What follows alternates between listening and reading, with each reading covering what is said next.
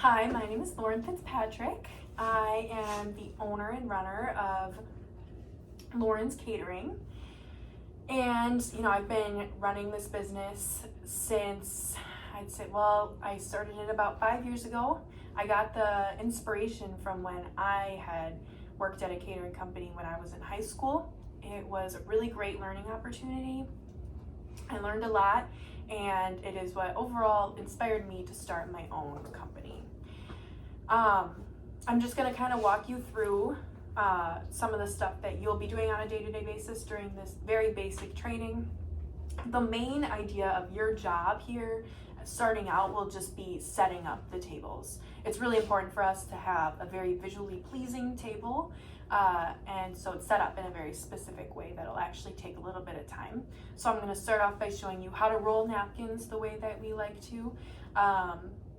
You won't have to deal with much food other than the bread roll at the center of the table. So just talking a little bit about that with the food, cleanliness, that kind of stuff.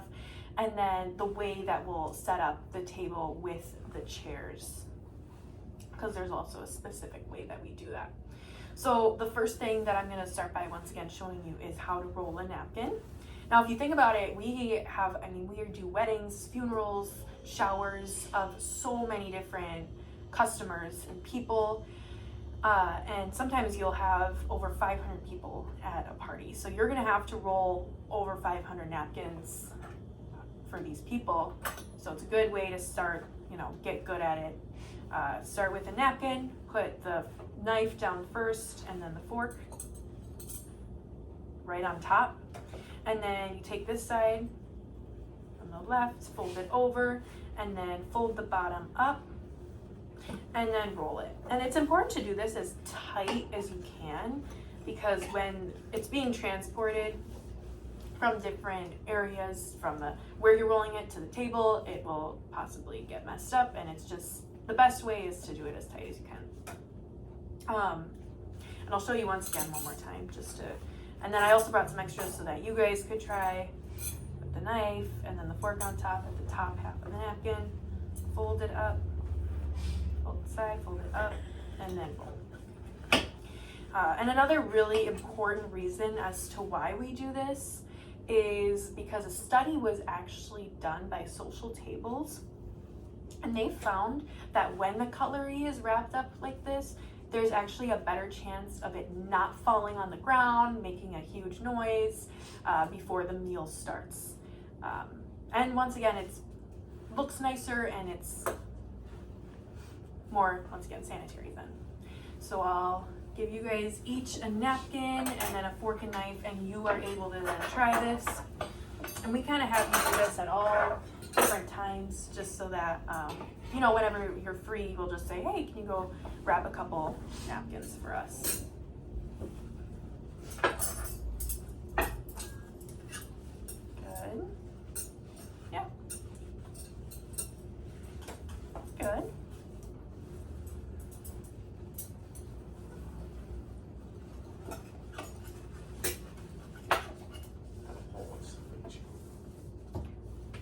Okay, yeah, very good. Yeah, and that's just one important step as to something that you may not know how to do with setting up the table. The next thing I wanted to talk to you guys about is the food aspect. The bread rolls is really the only food that you guys will have to deal with at our company, because we'll have the cooks, chefs be plating the plates, and that's not something you'll have to worry about. But with the bread rolls, depending on how many people are at a table, you'll put about 6 to 7 rolls in a bin. That's pretty self-explanatory. You guys will know how to do that.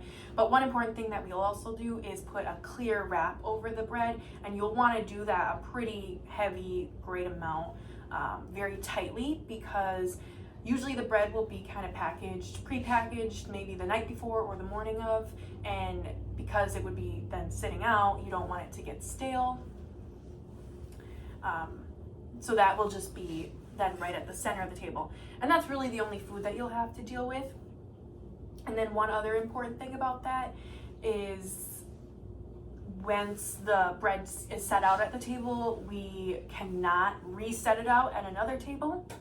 Restaurant Business Magazine has found that majority of the people do not want to eat bread that was sitting out at another table.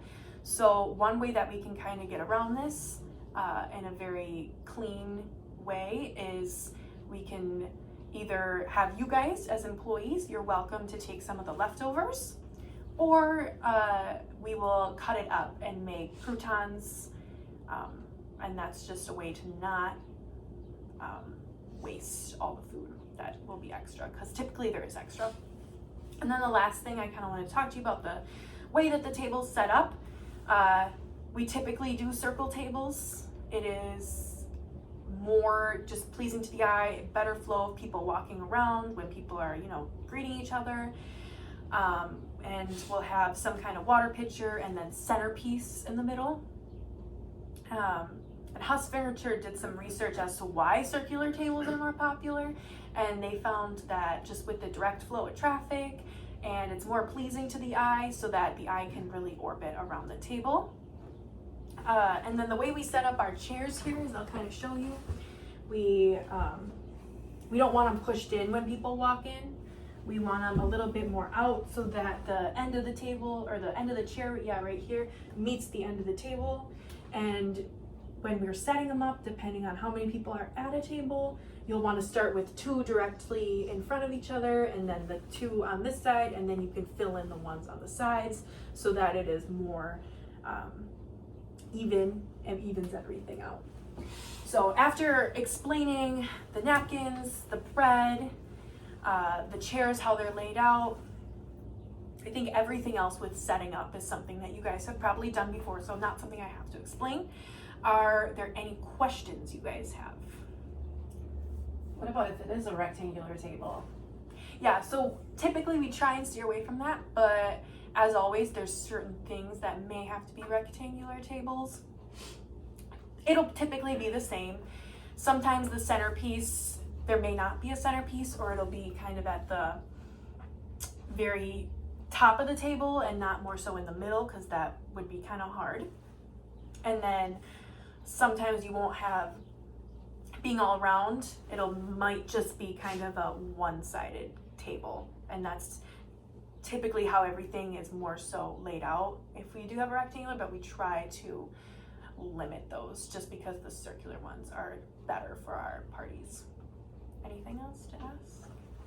Well, what about any other decorations? Do you have any other decorations that you add on the table that we would So be doing? depending on the customer that is throwing the party, sometimes seasonal stuff, sometimes we'll provide it, but nothing you guys have to worry about providing or adding to it.